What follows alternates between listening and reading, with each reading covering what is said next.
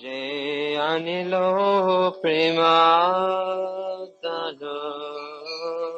karma kacho.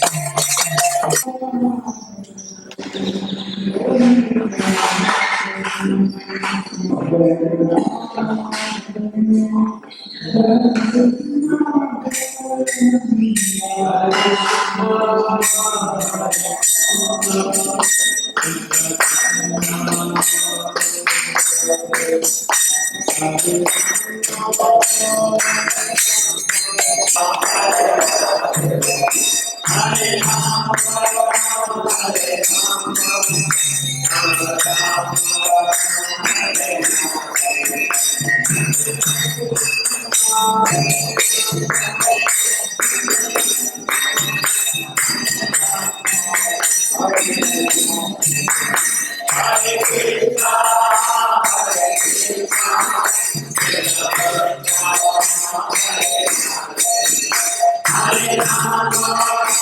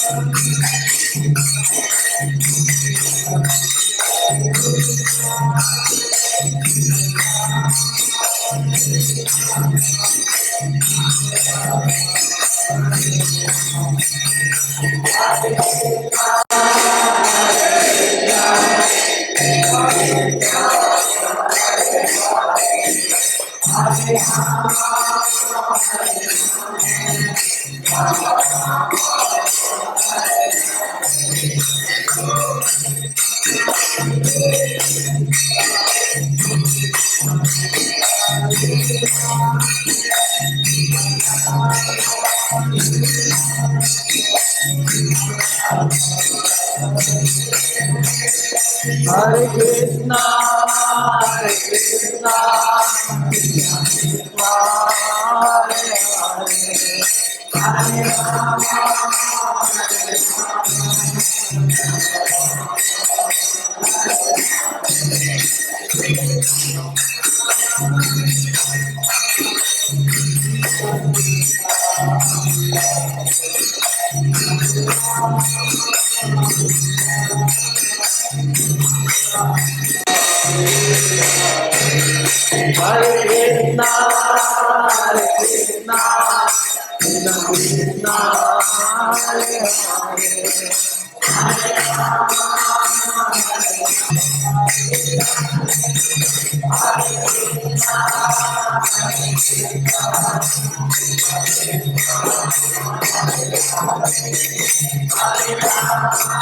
Hare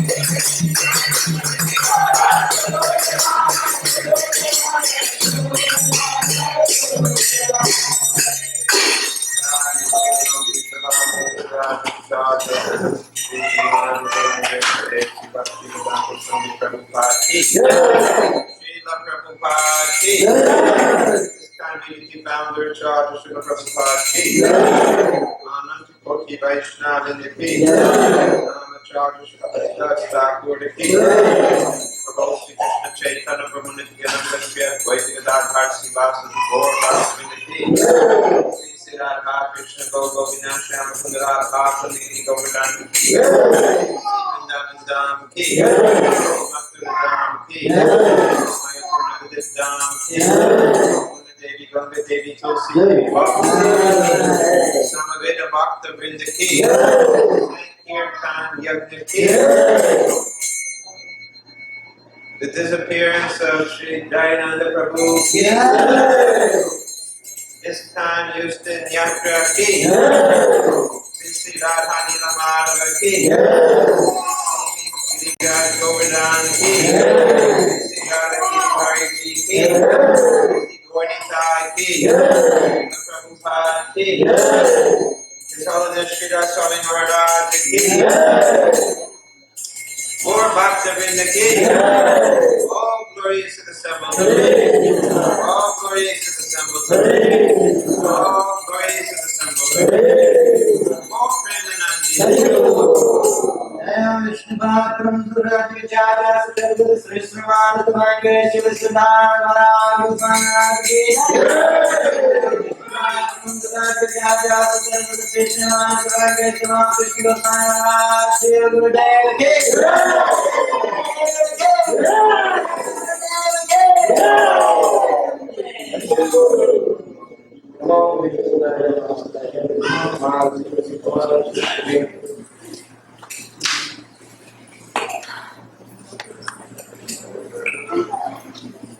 Where did everyone run? Cooking. Yes. So today is the disappearance day of Jayananda Prabhu. Did you have some discussion about this morning? Oh, our is here. So it's very appropriate, important day for us because Jayananda Prabhu represents every man. Every man means that by his achievement of Krishna consciousness, he has given hope to all of the people of the world. And Krishna consciousness is not something which is the sole possession of the past sacred personalities, but that can be attained even in the modern day world by persons who are coming from very ordinary backgrounds. Of course, many of you are not coming from ordinary backgrounds because you have taken your birth in Bharat Bhumi. And Sri Chaitanya Mahaprabhu, or you can say Chaitanya Bhagavad, importance has been given that those who are born in India have got a special benefit that they can make themselves Krishna conscious and make others easily Krishna conscious as well. Of course, some of you who are younger are born to Indian parents, but in America, so you are somewhere in between. You are, or maybe we can say you are doubly fortunate. You have got the fortune of Indian heritage and American affluence. So you are doubly fortunate. And so far, those who are born in America without their Indian heritage, Prabhupada still said they were very fortunate. He said you American people have got so much good fortune, you have so many opulences. So, of course, all of these things are only meant to give us some encouragement. Because the real fact is that in the Kali Yuga, everyone is born less than a Sudra. So despite all other points, the real fact is that we did not have so many good qualifications, or very few at all. But somehow or other, we have been blessed with the fortune of coming into contact with Srila Prabhupada and his movement. And as a result of this, whatever we may not have had has been more than made up for. And whatever little good things we have, they are becoming better and better. So Jayananda Prabhu came from a very simple and humble circumstance. Both Sridhar Maharaj and myself had the opportunity to have a lot of association with Jayananda Prabhu. And I think we can ask His Holiness Sridhar Swami to speak a little bit about some special remembrances, perhaps something about Jayananda Prabhu's character or some incidents which stand out most strongly in his mind. And this way we will get some purification.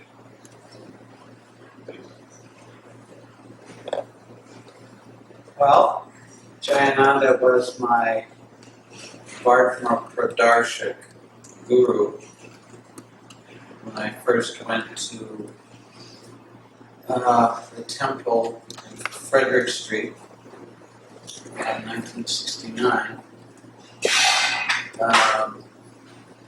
I was at that time living in Berkeley, and I had heard about the Sunday feast on many occasions, as devotees used to sell incense on Telegraph Avenue.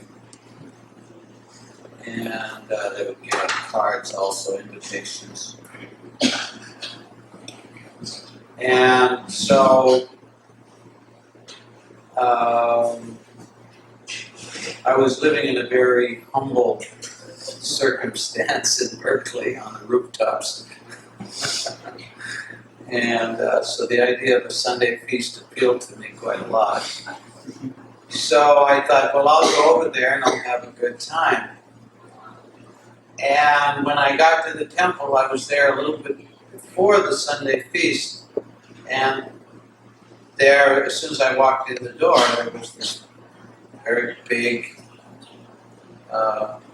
powerful-looking person who also appeared very humble and gentle. Although he was big, but he looked very gentle, like Ferdinand. Oh, but anyway, he immediately grabbed me, and of course, not grabbed me physically, but approached me and asked me my name and asked me if I would like to do service. And it was very, very good, because that's really what gives us a taste of Krishna consciousness, is engaging in devotional service. Many, many people come to our temple, especially from the Indian community, and they think that all they're supposed to do for their spiritual life is see the arati, maybe listen to the lecture, take prasad, and go home. But Jayananda actually took the trouble, I take it like that, he took the trouble to catch hold of me, and he immediately sat me down and started me rolling Simply Wonderful. And it was very unique, because I remember he showed me how to do it with both hands. In other words, I was rolling two at a time instead of just one, two at a time. So I never seen anyone do it like that since then. There were very few people. Anyway, then I finished, and I thought, okay, now I'll just relax and wait for the feast. Then Jayananda came around and again grabbed me and got me vacuuming the floor, the rug in the temple, and the floor there cleaning up. So I remember that distinctly. And I remember at one time, he and a devotee named Gajendra started Jayananda was like the father of all of us, because he was much older than everybody else. He was from a well-to-do family. He was very educated, had a degree in civil engineering as well as a teacher's degree, but he drove taxi to support the first temple in San Francisco. So later on, he always took the most menial service. That was a quality about Jayananda, although he was qualified, but he always was very humble. And he had such a taste for the basic things like chanting the holy name. His preaching was, when he would give a class, in the beginning, in the middle, and in the end, he would just express with such feeling that you just have to have faith in the holy name. He would express that again and again, and you really got a sense that all his beauty and all his strength and Krishna consciousness came from his attachment to chanting the holy name. Because when he would chant his rounds, I never saw, and he would chant all his rounds in the temple room. He was the first one up in the morning, and he was the last one to bed at night. He jumped in the shower and immediately turned on the cold water. He always took cold water showers. And, it's not like he turned on the hot and tried to regulate it, get it just right. It's cold water, that was it. It was in and out very quickly. He finished his morning ablutions very quickly, got down into the temple room. Down, at that time the temple room and the shower were right next door to each other. The kitchen and the shower. And he was chanting his rounds there in the morning and finished them all in the temple room. And it was just like, Hare Krishna, Hare Krishna. There was so much into it for like an hour and a half straight. And then when he didn't like to give class, but whenever he was forced to give class, he would speak so sublimely, simply, but it was so full of meaning and purity. So he started a business at one stage fixing cars. Of course, he fixed the temple cars, but I don't remember the details so much, but I remember he and Gajendra and Balabhadra had a business fixing cars to earn money for the temple, and they called it Johnny Nanda and Billy Bhadra's auto repair. And then I remember going with Jayananda to Los Angeles. And he was a very practical, what we would call a down-home devotee.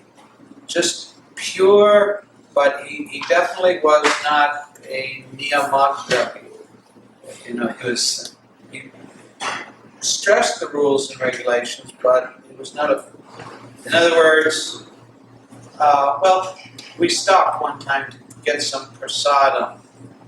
And so he, first of all, that's a funny thing. Anyway, we had to say it was noon. So we were supposed to say our Gayatris. So his thread was kind of short. It kind of went over his shoulder because it had been broken so many times.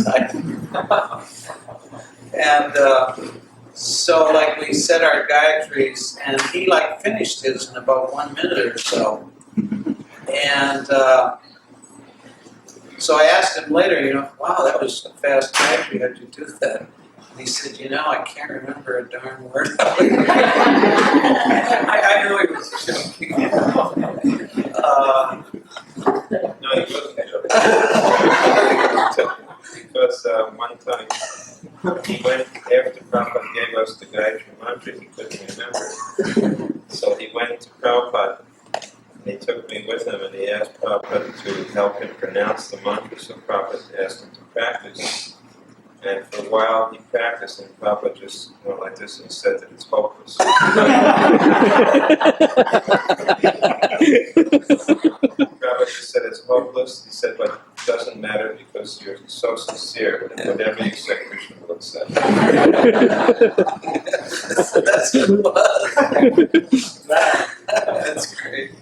And then, so we were going to buy something in the store. So he said, what do you want? And, I neophyte devotee, I said, well, what does Krishna want? And he said, well, Krishna likes many things, but what do you want? And I thought, he was just very lovable. He was a real person who loved Krishna, loved the devotees, and loved devotional service, and, he just, someone you always wanted to be around. You didn't feel intimidated by him. He was just a great person. Govinda Dasi is here. Can you speak something on Jayananda? Huh? Want to say something? Jayananda, can you say something? Today's his disappearance stage. I wasn't sure.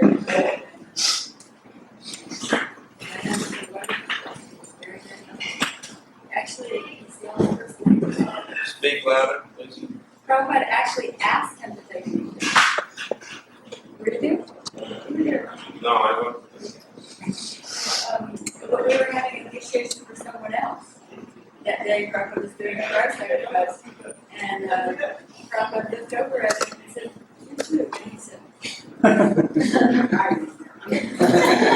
it's it's like he actually wasn't asked to so humble that he felt that he couldn't, be a devotee to Prabhupada. And he requested him to take me.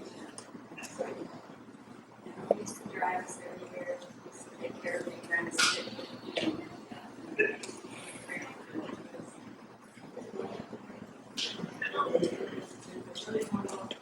Not interested in any kind of aggrandizement or anything. He gave his whole salary practically as a taxi driver.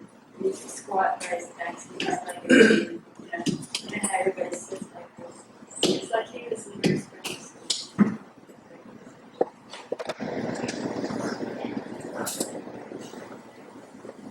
His lectures also were very realized. He used to lecture, most of the lecture would consist of explaining how much people suffered in the material world, and he would cite the examples of the people who he would drive in his taxi, because they would talk to him. Taxi drivers are always having to listen to people's stories. So Jayananda would just tell us, he would repeat the stories of these people, and just by repeating the stories, when you heard these stories, you would realize that the material world is a suffering place, and one should take to Krishna consciousness. And he was present. I remember he asked me to give class, practically I think the second day after I had moved to the temple. And I asked him, how do I do it?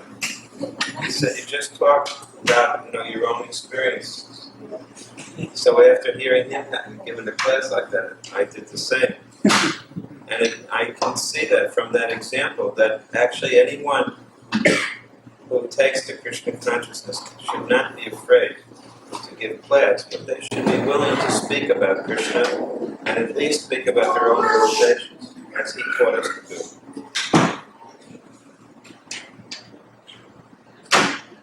I also wrote about him in that book, Servant of the Servant, how even though he was a temple president, he was willing to forego being the temple president. When he heard that we were forming the first traveling Sankirtan party, he was so enthusiastic to do Sankirtan that he immediately approached Prabhupada and said, can I join their party?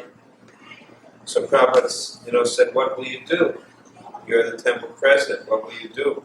He said, I'll do what I know how to do best. He said, I'll drive their van. So he went from being the temple president to the van driver. And he never thought for a second, I'm giving up an important position, of respect. He had no interest like this. He just thought, how can I be of the best service to my spiritual master? Very, very selfless attitude. Later on, he donated $5,000 to publish I don't know if it was Teachings of Lord Chaitanya or Nectar of Devotion, one of those. TLC. Yeah, Teachings of Lord Chaitanya. And then, because he gave the money, what Prabhupada would do is if someone paid a large amount, Prabhupada would give them the books. Not exactly give them the book, it was a very interesting arrangement Prabhupada made. First, he would take the disciples' money as a donation. Then he would give the disciple the books and say, now they're your responsibility to sell these books. So he got them to do the service twice. Pay for the books and then sell the books and give the money back to them. So Jayananda's service became selling these books, and he used to go by himself. He had a little vehicle. He'd fill up the vehicle with the books, and he would go up and down the coast highway on the west coast, putting these books in the bookshops. He'd go out all week long, 5 days, 6 days, traveling by himself, just all day long, selling a few books, and then he'd come back Sunday for the Sunday feast. While all of us were at the temple, enjoying a nice time there together, he just went out selfishly, all by himself. And I never saw it affect his consciousness. He was always in perfect Krishna consciousness. I mean, anybody who's done traveling Sankirtan knows it's not easy, and you usually have another 1 or 2 people with you. But to go out alone like that was very, very difficult. In those days, we didn't have all the advantages we have now, having gone to Mayapur, Vrindavan, big temples, so many senior devotees to associate with. He didn't have any of that, but he remained in Krishna consciousness. Then when we got the property in La Cienega Boulevard, he went out and he was very expert at getting things donated. I remember he got 108, I think, rose bushes donated and 4 gardenia bushes. Then he proceeded to plant every one of them personally. And it just never stopped. He would chant all of his rounds, and then from morning till night, do service. And it didn't matter what the service was. It may have been the president, it may have been the van driver, it may have been a gardener. He always personally took responsibility to remove the garbage from the temples.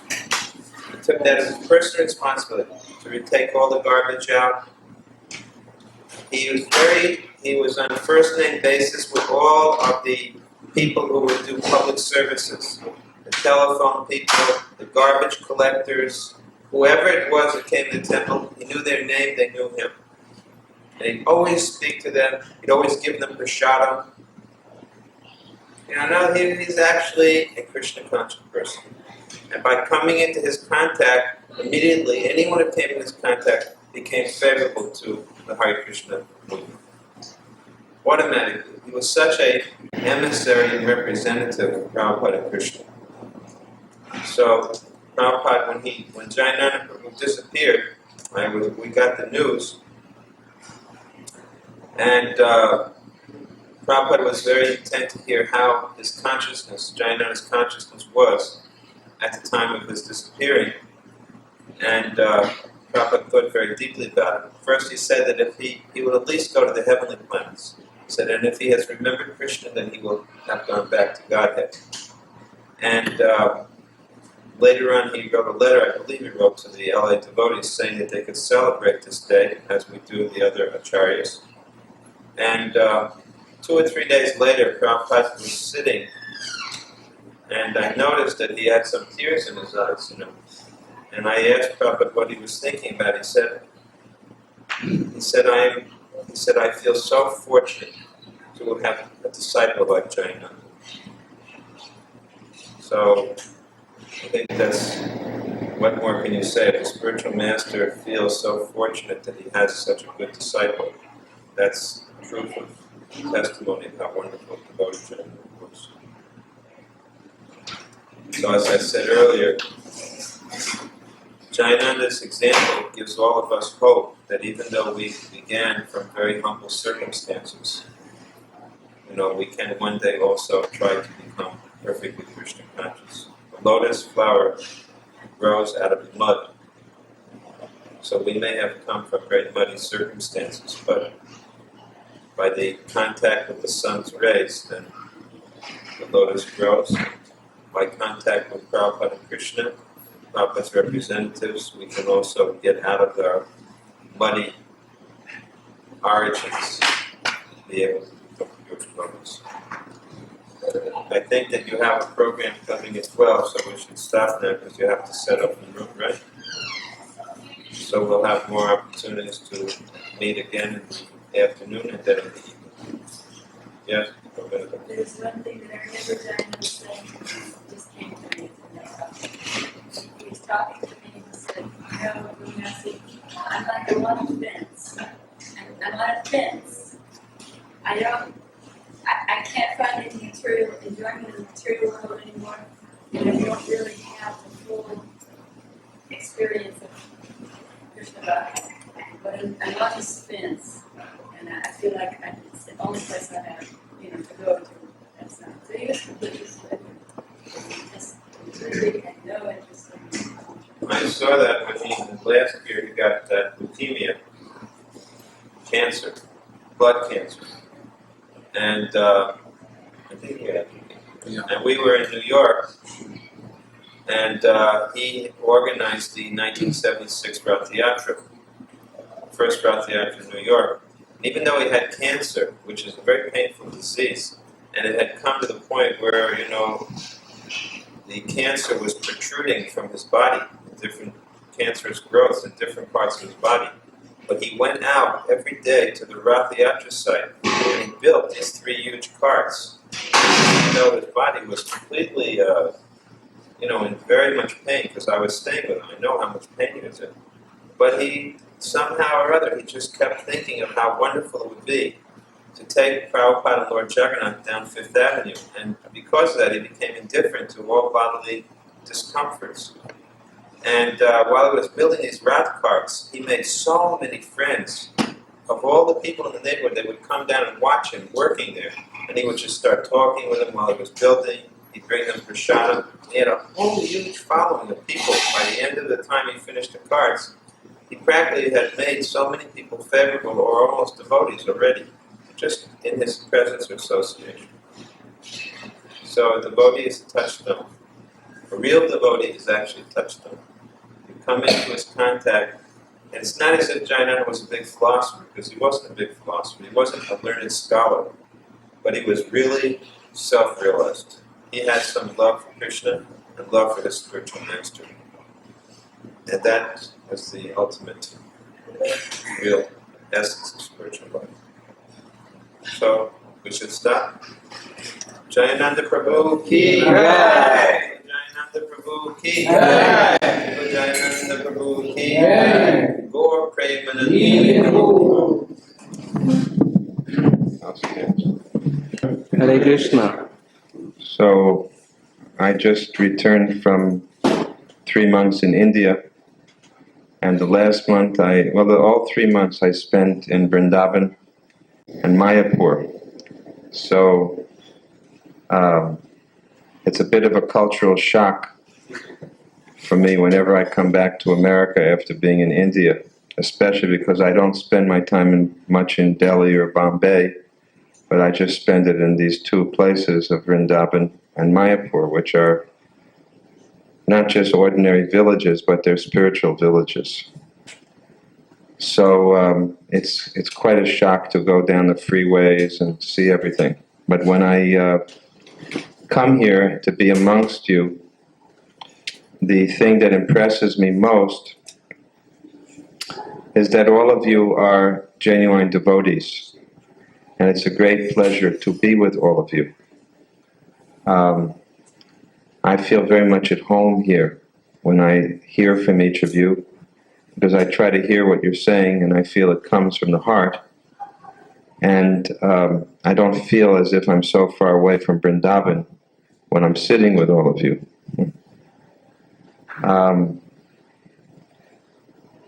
The deity of Govardhan that we have installed here, you're supposed to, when you take a stone, a shila from Govardhan, you're supposed to leave an equal amount of gold at Govardhan. So I didn't do that. And I thought I got away with some grand larceny, taking a big shila and not leaving anything. But anyway, somehow this time we purchased a property at Govardhan. And I landed up leaving an equal amount of gold there. So I came back here and I see that again, so much gold is required, so much money is required. And I think that when we brought the deity of Radha and Krishna here, at that time, I think many of you were here and helped to install the deity. So at that time, we didn't have all the land that we have, and we didn't have a beautiful temple room. We just put Krishna there, and everybody thought, good, now Krishna's here. But I knew, at least, Krishna doesn't let things be the way they are. He always wants more and more and more and more. He's a very demanding friend to have. Sometimes people don't worship Krishna because they know that the word Hari means that he takes everything that you have. I didn't know it myself when I first met Prabhupada. You know, Prabhupada just was smiling and he said, chant Hare Krishna. I said, sure, I'll chant Hare Krishna, no problem. Little did I know I would have to give my whole life. So, you know, I think we didn't realize, maybe I knew it, but I don't know if everybody knew that when they bring such a big Krishna deity here, that he's got a lot of big plans. And, you know, I wanted a big Krishna deity. Everybody was asking me, why are you making the deity so big? I said, because it's for Texas. You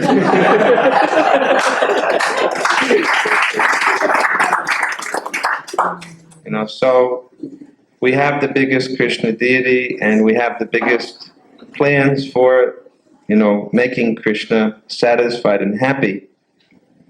I just think now that, you know, in your heart you're all devotees. You're very much devotees, and it's a pleasure, really a pleasure. I feel that I'm very happy to have your association. But I think you have to now come from the, you know, what we would call the kanista, or the beginning stage of devotion, to the madhyam stage, which is more one of action. The devotion has to take an active form now. I think everybody here has the right feelings, but it has to go now into an active stage. And I don't think this is a very difficult goal. It may look like a big figure. I don't know. It doesn't seem like a very big figure to me. Because just by the people sitting here and the friends you have, this goal can easily be reached. The main problem is that we're not, you know, putting as much effort into it as we need to. We put a lot of effort into being at our jobs. We put a lot of effort into being with our families. We put a lot of effort into maintaining our own bodies. Just the sleep we give our body, and the bathing and the food. I think if we give, you know, if everybody were, for example, to give an average of, say, 30 minutes to an hour a day, just for the rest of this year to this project, we'll more than surpass the goal. It really doesn't take, if you just think of it in terms of time allotment, 30 minutes to an hour, whether it's every day or maybe all on one day or 2 days, put in 3 hours for 2 days. This is not a difficult goal. And I also would like to say that I think that Krishna has bigger plans than this also. Not to scare you away, but you should have figured out by now that Krishna is never satisfied. And when he sees you go a certain distance, he's just going to say, okay, come further and come further, because he wants us all to go follow him back to home, back to Godhead. The whole point of this is that we're supposed to get out of the material world at the end. So it's not so much, actually Krishna is very kind. He makes us think we're doing it all for him, but actually it's for ourselves. I mean, we're the real gainers. It's not that the person who understands bhakti knows that the more you give, you're actually getting so much.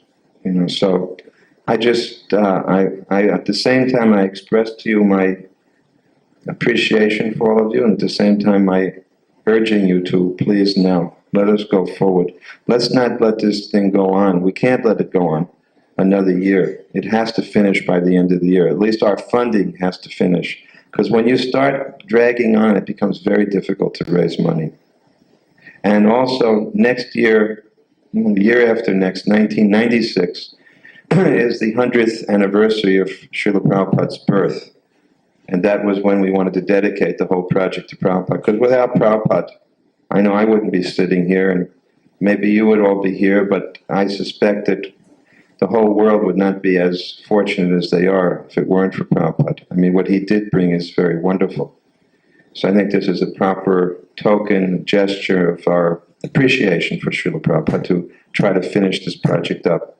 And it'll be very nice then. Prabhupada told us once, he said that it was the last year, one of his disciples came to him and said, Srila Prabhupada, we made this whole movement. We've developed this whole movement for you because we love you. And Prabhupada said, but I can't stay any longer, so I'm giving this movement back to all of you. Now you take this movement and you enjoy it.